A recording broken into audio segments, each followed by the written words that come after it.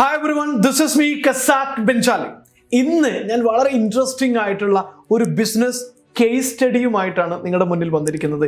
മറ്റൊന്നുമല്ല, നിങ്ങൾ കേട്ട് വളരെ പരിചിതമായിട്ടുള്ള രണ്ട് പേരുകളാണത്. ഒന്ന് റിതേഷ് അഗർവാൾ, രണ്ട് ഓയോ റൂംസ്. കഴിഞ്ഞ കുറച്ചു കാലത്തിനിടയിൽ ഇന്ത്യൻ ഹോസ്പിറ്റാലിറ്റി ഇൻഡസ്ട്രിയിൽ ഒരു ഡ്രമാറ്റിക്കൽ ആയിട്ടുള്ള ചേഞ്ച് തന്നെ കൊണ്ടുവന്ന ഒരു വലിയ റെവല്യൂഷൻ സൃഷ്ടിച്ച രണ്ട് പേരുകളാണ് ഓയോ റൂംസും അതിൻ്റെ ഫൗണ്ടർ ആയിട്ടുള്ള റിതേഷ് അഗർവാളും. വളരെ ചെറുപ്പക്കാരനായിട്ടുള്ള ഒരു കുട്ടി ഇന്ത്യയിൽ കഴിഞ്ഞ കുറച്ച് വർഷങ്ങളിൽ വളരെ വലിയ തോതിലുള്ള ഒരു ഡിജിറ്റൽ റെവല്യൂഷൻ പ്രോത്സാഹിപ്പിച്ചതിൻ്റെ കൂടെ ഭാഗമായിട്ട് വലിയ രീതിയിൽ പ്രൊമോട്ട് ചെയ്യപ്പെട്ട് ഇന്ത്യക്ക് പുറത്ത് ഒരുപാട് രാജ്യങ്ങളിലേക്ക്, ലാറ്റിൻ അമേരിക്കയിലും മിഡിൽ ഈസ്റ്റിലും അതുപോലെ തന്നെ ഏഷ്യയിലെ മറ്റ് രാജ്യങ്ങളിലും എല്ലാം വലിയ പ്രസൻസ് ആയി, ഒത്തിരി രാജ്യങ്ങളിൽ പ്രസൻസ് ആയ, ഇന്ത്യയിൽ നിന്ന് ഒറിജിൻ ചെയ്ത് വലിയ രീതിയിലൊരു ഗ്ലോബൽ കമ്പനി ആയിട്ട് വളർന്നിരിക്കുന്ന ഒരു സ്ഥാപനത്തിൻ്റെ പേരാണ് ഓയോ റൂംസ്. നമ്മൾ ഇനി പഠിക്കാൻ പോകുന്നത് എങ്ങനെയാണ് ഓയോ റൂംസ് എന്ന് പറയുന്ന ഒരു ആഗോള ബിസിനസ് മോഡൽ ക്രിയേറ്റ് ചെയ്തത്, ഒരു ബിസിനസ് ഹൗസ് ആയിട്ട് ഇത് എങ്ങനെ മാറി, ഏത് രീതിയിലാണത് വിജയിച്ചത്, എന്താണ് അവരുടെ കീ USP, വളരെ പ്രധാനപ്പെട്ട യുണീക്ക് സെല്ലിംഗ് പ്രൊപ്പോസിഷൻ എവിടെയാണ്, കോമ്പറ്റീഷൻ എങ്ങനെ ബീറ്റ് ചെയ്യാൻ അവർക്ക് സാധിച്ചു തുടങ്ങിയതെല്ലാമാണ് ഇന്നുള്ള ഈ കേസ് സ്റ്റഡി വീഡിയോയിൽ നമ്മൾ ഡിസ്കസ് ചെയ്യാൻ പോകുന്നത്. ഒരിക്കൽ കൂടി ഈ വീഡിയോയിലേക്ക് നിങ്ങൾക്ക് എല്ലാവർക്കും സ്വാഗതം. ആദ്യമായിട്ടാണ് ഞങ്ങളുടെ ചാനൽ കാണുന്നതെങ്കിൽ സബ്സ്ക്രൈബ് ചെയ്യാനും മറക്കരുത്. ഈ വീഡിയോ ഇഷ്ടമായാൽ നിങ്ങളുടെ ഏറ്റവും അടുത്ത സുഹൃത്തുക്കൾക്കും ബിസിനസ്സുകാരുടെ ആളുകൾക്കും ഇത് ഷെയർ ചെയ്യാൻ മറക്കരുത് എന്നുകൂടെ റിക്വസ്റ്റ് ചെയ്യുന്നു. ഓയോ എന്ന് പറയുമ്പോഴും അതിൻ്റെ ഫൗണ്ടറുടെ ഫോട്ടോ കാണുമ്പോഴും നമുക്കറിയാം അതിൻ്റെ കോറിൽ തന്നെയുണ്ട് അതൊരു യങ് കമ്പനിയാണ്. വളരെ ചെറിയ പ്രായത്തിലുള്ള ഒരു ചെറുപ്പക്കാരൻ തുടങ്ങിയ, അധികം പ്രായമില്ലാത്ത ഒരു 8-9 വർഷത്തെ മാത്രം പഴക്കമുള്ള IT ബേസ് ചെയ്തുകൊണ്ടുള്ള ഒരു സൂപ്പർ ഡൈനാമിക് കമ്പനിയാണ് ഓയോ എന്ന് പറയുന്നത്. സർവീസ് ഇൻഡസ്ട്രിയിൽ ഏറ്റവും വലിയ ഗ്യാപ്പുകൾ എങ്ങനെ ഫില്ല് ചെയ്യാമെന്നുള്ള കണ്ടെത്തലിന്റെ ഭാഗമായിട്ട് ഓയോ റൂം ജനറേറ്റ് ചെയ്യുന്നത്. വളരെ ബ്രില്യൻ്റ് ആയിട്ടുള്ള ഒരു സ്റ്റുഡൻ്റ് ആയിരുന്നു റിതേഷ് അഗർവാൾ. പഠിക്കുന്ന സമയത്ത് ഒരുപാട് അറിവുകൾ സ്വന്തമാക്കിയ, എൻസൈക്ലോപീഡിയ എന്നൊക്കെ പേരെടുത്ത ചെറുപ്പക്കാരൻ ധാരാളമായിട്ട് ട്രാവൽ ചെയ്യുമായിരുന്നു. ആ ട്രാവൽ ചെയ്യുന്ന സമയത്താണ് ഇന്ത്യൻ മിഡ് സൈസ് അല്ലെങ്കിൽ ഇന്ത്യയിലെ യാത്ര ചെയ്യുന്ന, വളരെ പെട്ടെന്ന് യാത്ര ചെയ്യുന്ന ഒരാളെ സംബന്ധിച്ചിടത്തോളം, അല്ലെങ്കിൽ ടയർ 3 ടയർ 4 സിറ്റികളിലൊക്കെ താമസിക്കുന്ന ഒരാൾക്ക് വളരെ കൺവീനിയൻ്റ് ആയിട്ടുള്ള, സൗകര്യത്തോട് കൂടിയിട്ടുള്ള ഹോസ്പിറ്റാലിറ്റി ഫെസിലിറ്റി എന്ന് പറയുന്നത് ഇന്ത്യയിൽ എന്നും ബുദ്ധിമുട്ടുള്ള, ഒന്നുകിൽ ഓവർ പ്രൈസ്ഡ് ആയിരിക്കും, രണ്ടാമത്തെ പ്രശ്നം എന്താണെന്ന് വെച്ച് കഴിഞ്ഞാൽ ബ്രേക്ക്ഫാസ്റ്റ് ഉണ്ടാകില്ല, ക്ലീൻ ആയിരിക്കില്ല, അതുപോലെ തന്നെ വേണ്ട കമ്മിറ്റ്മെൻറ്റുകളൊന്നും കീപ്പ് ചെയ്യില്ല, അത്യാവശ്യം വേണ്ട ഫെസിലിറ്റി ഉണ്ടാവില്ല, റൂമിലേക്ക് കയറി ചെന്ന് കഴിഞ്ഞാൽ ഗന്ധമുള്ള, ദുർഗന്ധം വമിക്കുന്ന ബെഡ്ഷീറ്റ് ആയിരിക്കും, ബാത്റൂമിന് നീറ്റ്നെസ് ഉണ്ടാവില്ല, വളരെ ആരോഗ്യൻ്റ് ആയിട്ട് ഒട്ടും പ്രൊഫഷണൽ അല്ലാത്ത, ഉറക്കച്ചടവോട് കൂടിയിട്ട് ഏതെങ്കിലുമൊക്കെ ഭാഷ അറിയാത്ത, കൃത്യമായിട്ട് ബിഹേവ് ചെയ്യാൻ പോലും അറിയാത്ത ഹോസ്പിറ്റാലിറ്റി സർവീസാണ് ഇന്ത്യയിൽ ഒരു 6-7 വർഷം മുൻപ് വരെ ഈവൻ മെഗാ സിറ്റികളിലും അതുപോലെ തന്നെ tyre 4 tyre 2 tyre 3 സിറ്റികളിലെല്ലാം ലഭിച്ചുകൊണ്ടിരുന്നത്.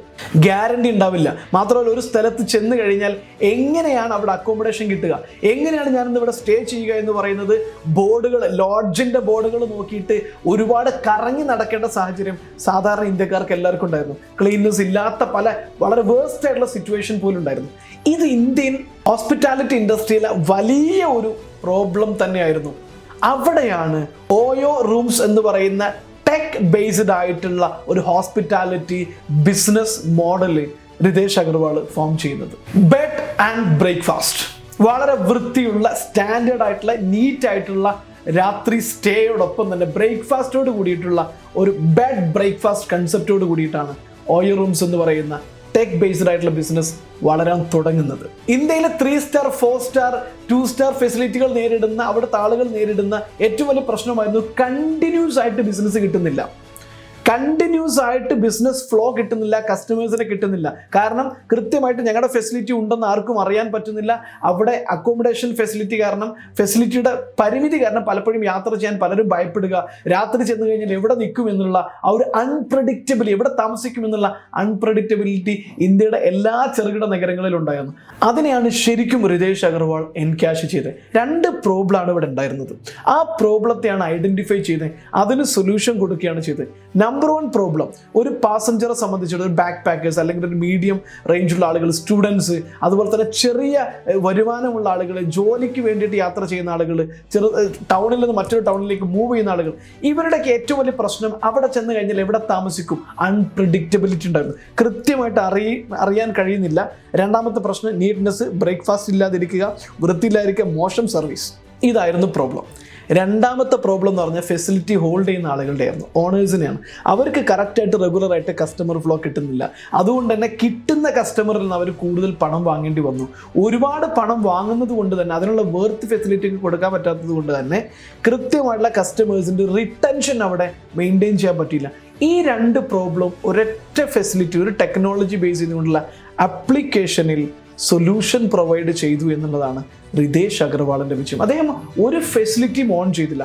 Number 1 0 facility ownership. പക്ഷേ ഒരു കൃത്യമായിട്ടുള്ള SOP ബേസ് ചെയ്തുകൊണ്ടുള്ള സർവീസ് സിസ്റ്റം കൊണ്ടുവന്നു. നിങ്ങൾ ഓയോ റൂംസിൻ്റെ ഏത് ഫെസിലിറ്റിയിൽ പോയി കഴിഞ്ഞാലും നിങ്ങൾക്ക് മിനിമം ഫെസിലിറ്റി ഗ്യാരണ്ടി ചെയ്തു. Minimum facility, minimum service quality, minimum practice എല്ലായിടത്തും ഗ്യാരണ്ടി ചെയ്തു. ഇതാണ് ആദ്യം ചെയ്തത്. കാരണം മിനിമം ബ്രേക്ക്ഫാസ്റ്റ് ഉണ്ട്, നീറ്റ് ആയിട്ടുള്ള ബെഡ്റൂം ഉണ്ട്, ഫെസിലിറ്റികൾ ഏറ്റെടുത്തു.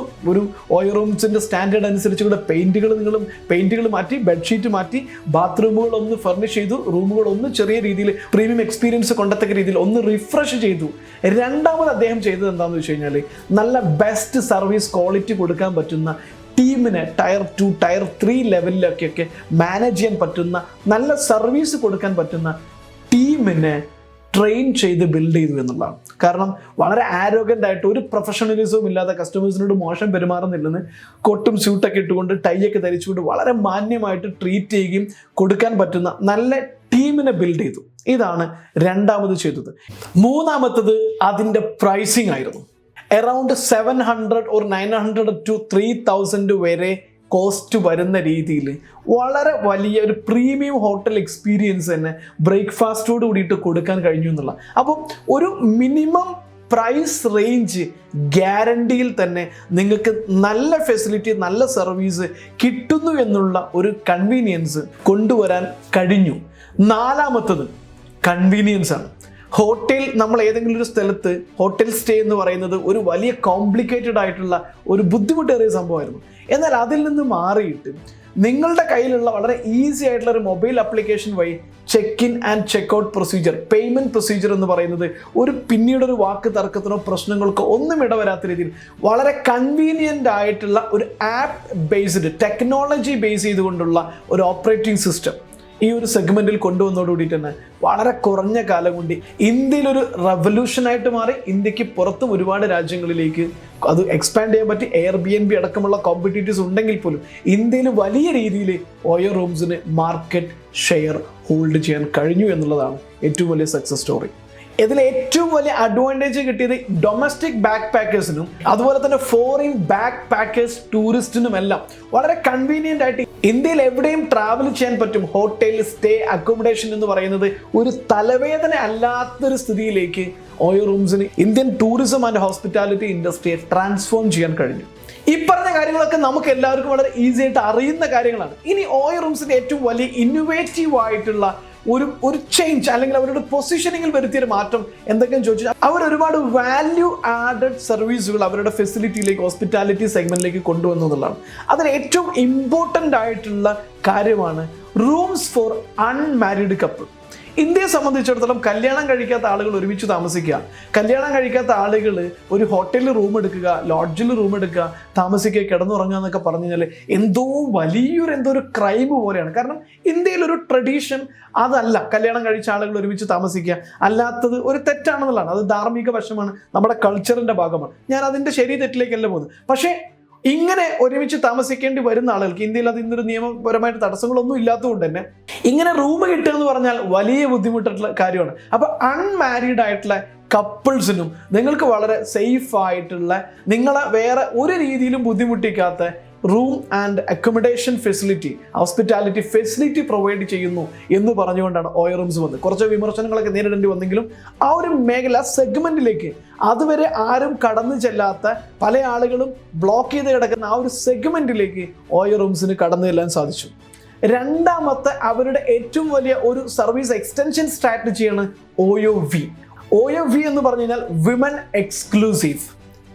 ഇന്ത്യയിൽ ഒരു പെണ്ണിനെ സംബന്ധിച്ചിടത്തോളം, ഒരു സ്ത്രീക്ക് തനിച്ച് യാത്ര ചെയ്യുക, തനിച്ച് താമസിക്കുക എന്ന് പറയുന്നത് കുറച്ച് സിറ്റികളിലൊക്കെ ഒരു പരിധി വരെ ഓക്കെ ആണെങ്കിൽ പോലും, എന്നാലും നമ്മുടെ രാജ്യത്ത് കേട്ടുകൊണ്ടിരിക്കുന്ന പല സിറ്റുവേഷനും അത്ര സുരക്ഷിതമൊന്നുമല്ല. വിദേശ രാജ്യങ്ങളിലൊക്കെ നമ്മൾ പോയിട്ടുള്ള പല രാജ്യങ്ങളിലും അതൊന്നും ഒരു വിഷയമല്ല, വളരെ ഓക്കെയാണ്, കൺവീനിയൻ്റ് ആണ്, സേഫ്റ്റി ഒക്കെ ഉണ്ടെങ്കിലും നമ്മുടെ രാജ്യം അത്രമാത്രം ലോ ആൻഡ് ഓർഡർ സേഫ്റ്റി ഇനിയും ഇമ്പ്രൂവ് ചെയ്യേണ്ട, മോശമാണെന്നല്ല, ഇമ്പ്രൂവ് ചെയ്യാനുണ്ട്. അപ്പോൾ ഈ സുരക്ഷിതത്വം, സേഫ്റ്റി റീസൺ എന്ന് പറഞ്ഞാൽ ഒരു പെണ്ണ് മാത്രം യാത്ര ചെയ്യുകയും ഒരു സ്ഥലത്ത് റൂം എടുത്ത് താമസിക്കുക എന്ന് പറഞ്ഞാൽ സേഫ്റ്റി പലപ്പോഴും കൺസേൺ ആണ്.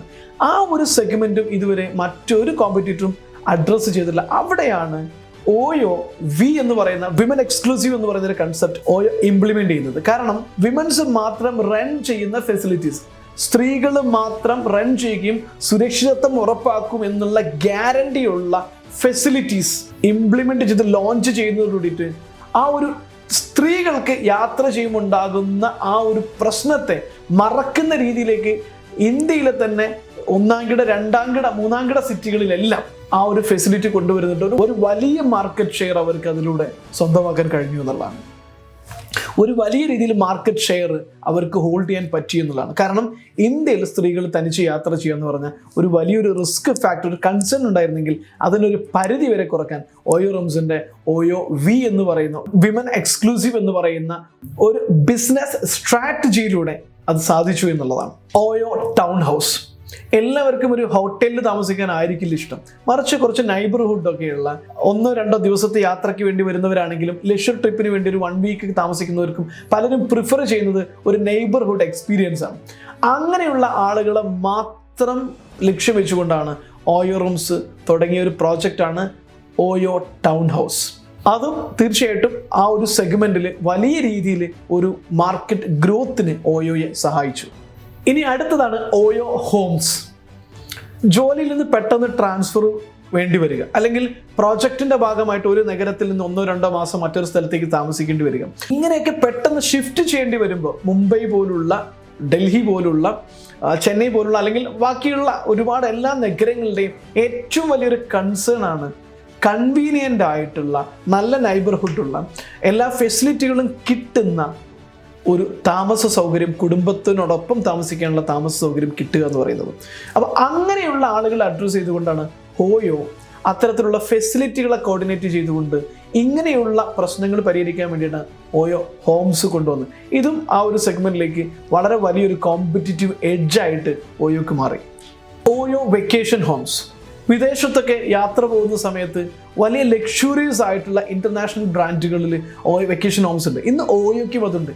ഇന്റർനാഷണൽ വെക്കേഷൻ ഹോം ബ്രാൻഡുകളുമായിട്ട് അസോസിയേറ്റ് ചെയ്തുകൊണ്ട് തന്നെ DanCenter, Danland, Belvilla, അങ്ങനെ ഒത്തിരി ഇന്റർനാഷണൽ സർവീസ് പ്രൊവൈഡേഴ്സുമായിട്ട് കൊളാബറേറ്റ് ചെയ്തുകൊണ്ട് തന്നെ OO ഇന്ന് ആ ഒരു സെഗ്മെന്റിലും അവരുടെ മാർക്കറ്റ് ഷെയർ ഉയർത്താൻ OOക്ക് കഴിഞ്ഞു. പിന്നെ മറ്റൊരു സെഗ്മെന്റ് ആണ് അവർ പ്രത്യേകമായിട്ട് ഫോക്കസ് ചെയ്ത സിൽവർ കീ.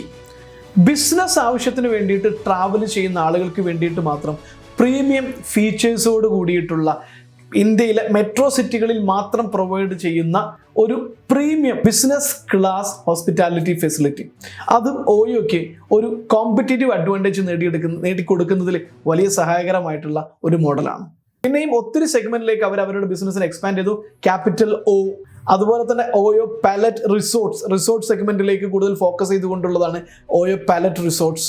യങ് ആയിട്ടുള്ള യുവാക്കളായിട്ടുള്ള ഓഫീസിൽ പോകുന്ന ഓഫീസ് ഗോവേഴ്സിനെ ഉദ്ദേശിച്ചുകൊണ്ട് OO തുടങ്ങിയ ഒരു സ്ഥാപനമാണ് OO ലൈഫ്.